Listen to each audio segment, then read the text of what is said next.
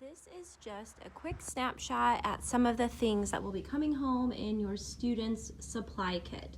So the first thing that you're going to see, depending on your student, is a stack of books. You will have some fiction and nonfiction books to get your students started this school year. You are also going to have this math manipulative kit. These tools may or may not be used depending on what lesson your teacher is teaching. We just ask that you keep them bagged up until it's time to use them.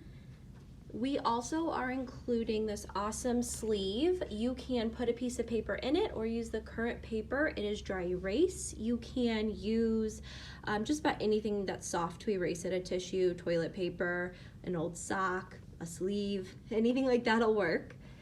In this bag, your students will have their 2 topics for our first math units.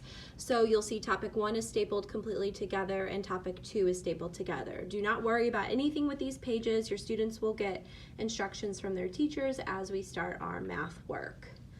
You will also see this bag with some science materials. There's some modeling clay, toothpicks, bags, and labels that will be used for an upcoming science project.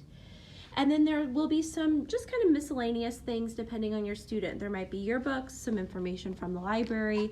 We have music kits. Art kits are still coming, so I don't have them filmed, but they will be in your bag.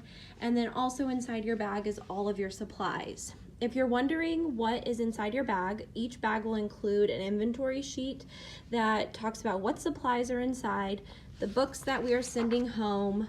You'll see the math manipulatives that are coming home, the science manipulatives, and the art supplies. So just kind of an overview of what is coming home on Friday. We can't wait to see you and get your student all that they need for a great school year. Thanks.